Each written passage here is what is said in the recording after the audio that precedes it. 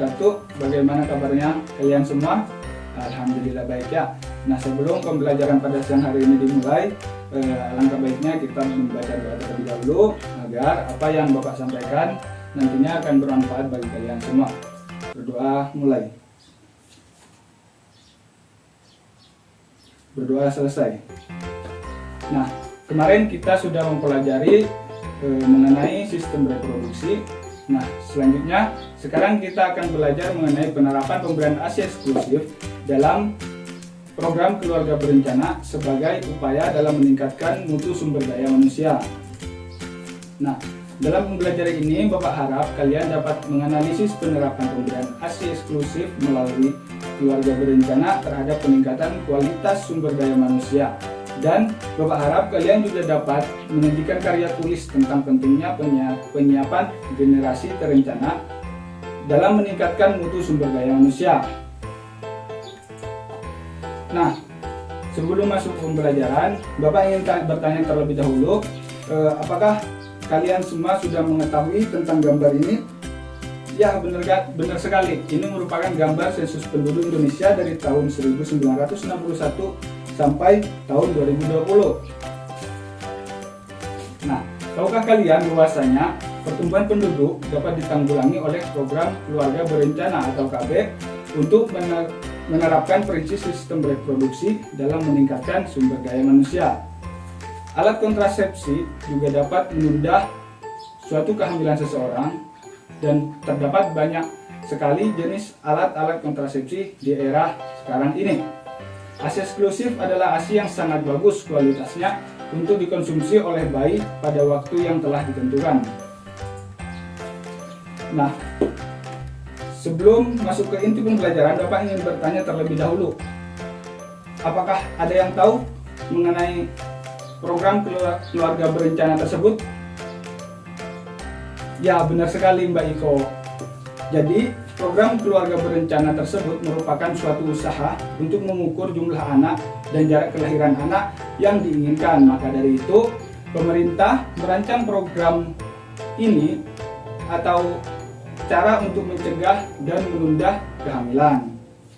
Nah, fungsi dari program keluarga berencana ini yang pertama yaitu menurunkan resiko kehamilan, tidak mengganggu tumbuh kembang si anak, dan dapat menjaga kesehatan mental terutama pada si ibu karena kemungkinan akan mengalami depresi setelah melahirkan. Nah, ternyata keluarga berencana ini tidak hanya bermanfaat bagi pasangan suami istri saja, namun program keluarga berencana ini juga dapat bermanfaat bagi si anak. Bukan berarti anak tersebut menjalani program keluarga berencana yang sesungguhnya. Jadi, manfaatnya bagi si anak yaitu dapat mengetahui pertumbuhan anak dan kesehatan anak, memperoleh perhatian dan pemeliharaan, serta makanan yang cukup dari orang tua, dan perencanaan masa depan dan pendidikan yang baik.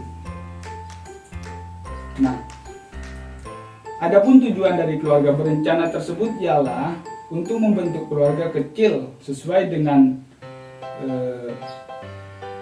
kekuatan sosial ekonomi suatu keluarga dengan cara pengaturan kelahiran anak agar diperoleh suatu keluarga bahagia dan sejahtera yang dapat memenuhi kebutuhan hidupnya. Nah, untuk mencapai tujuan tersebut, maka diadakanlah kebijakan yang dikategorikan dalam 3 fase. Yaitu, ada yang tahu? Ya, benar sekali Mas Arbet. Jadi, 3 fase tersebut ialah menjarangkan, menunda, dan menghentikan untuk menyelamatkan ibu dan anak akibat melahirkan pada usia muda, jarak kelahiran yang terlalu dekat, dan memelihara pada usia tua. Mohon maaf, dan melahirkan pada usia tua, seperti itu. Nah, selanjutnya ada ruang lingkup keluarga berencana. Ada yang tahu di sini ada berapa ruang lingkup dari keluarga berencana? Ya, baik, Bapak jelaskan ya. Jadi, ruang lingkup dari keluarga berencana itu ada 7, yaitu yang pertama keluarga berencana, yang kedua kesehatan reproduksi remaja, yang ketiga ketahanan dan pemberdayaan keluarga, yang keempat penguatan pelembagaan keluarga kecil yang berkualitas, yang kelima keserasian kebijakan kependudukan, yang keenam pengelolaan sumber daya manusia atau SDM, yang ketujuh penyelenggaraan pimpinan kenegaraan dan kepemerintahan.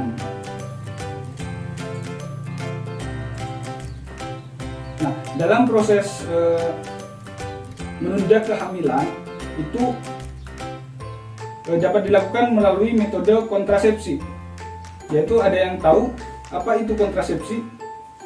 Nah, benar sekali Mas Hafid. Jadi kontrasepsi itu merupakan teknik reproduksi yang berperan dalam menghambat terjadinya proses pembuatan fertilisasi sehingga tidak terjadi kehamilan.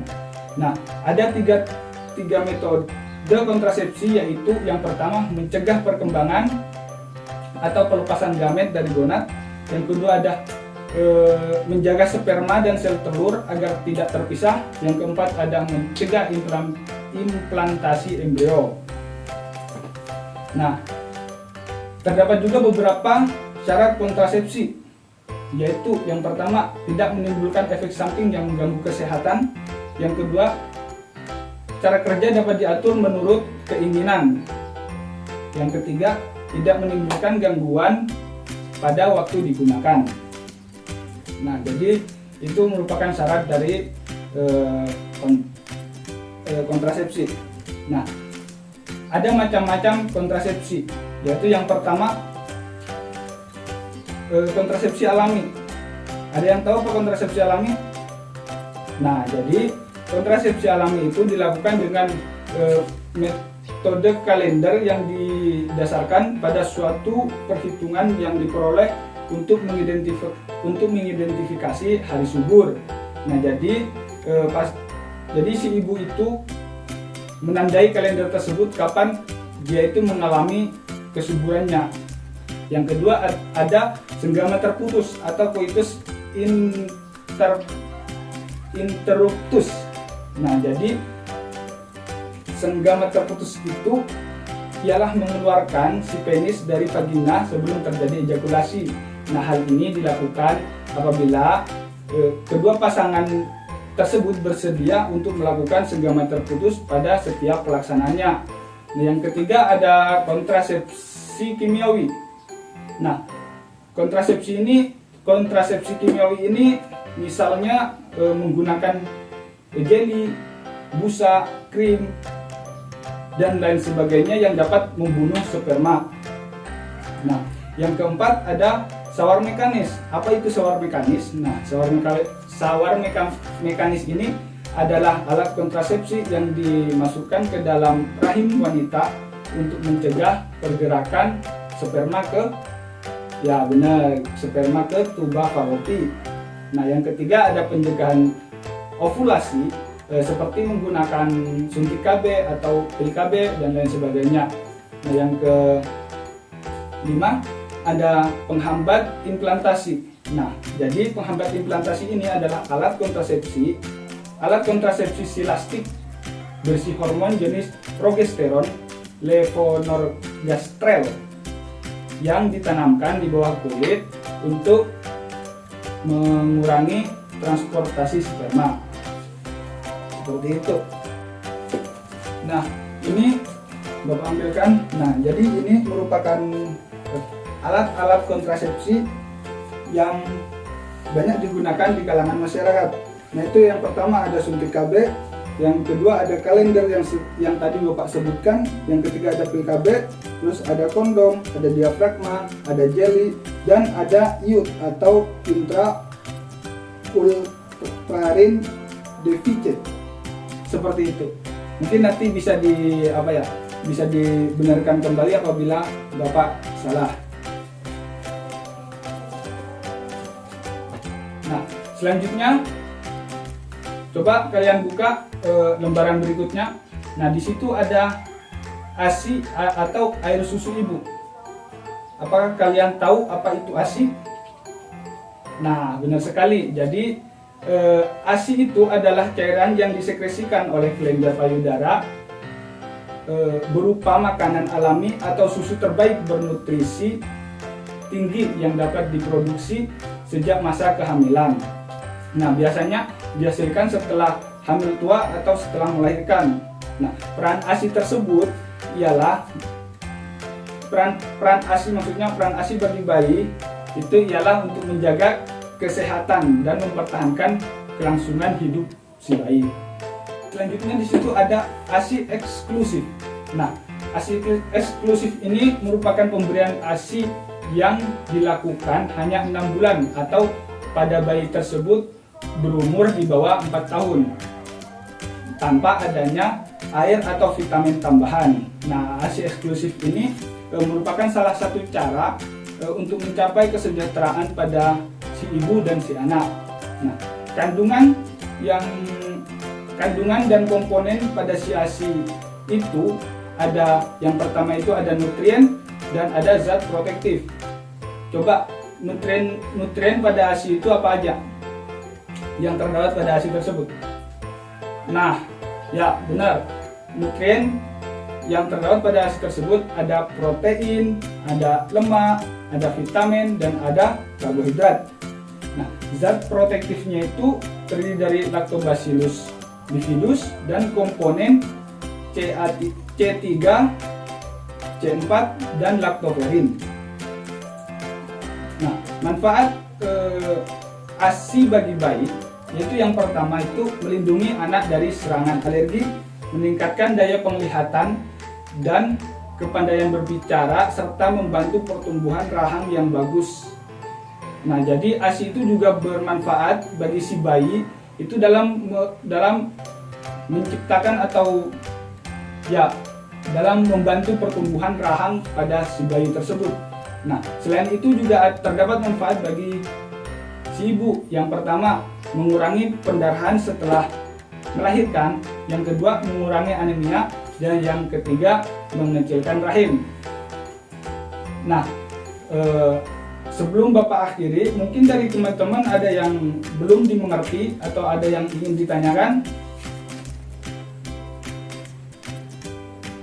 Oh, baiklah, kalau misalnya tidak ada pertanyaan, Bapak akan memberikan kalian tugas berupa poster yang dapat mengkampanyekan pentingnya keluarga berencana dalam meningkatkan mutu sumber daya manusia. Nah, sekian, terima kasih. Semoga materi yang Bapak sampaikan ini dapat bermanfaat bagi kalian dan kalian juga dapat memberikan contoh kepada masyarakat luar dengan melalui poster yang kalian nantinya akan buat. Nah, jadi poster tersebut nanti diupload di media sosial teman-teman. Nanti silakan tag di Bapak. Dari teman-teman ada yang belum jelas? Oke, baiklah, Bapak akhiri ya. Kalau misalnya sudah jelas semua, Bapak akhiri. Assalamualaikum warahmatullahi wabarakatuh. Sampai jumpa di materi selanjutnya. Terima kasih.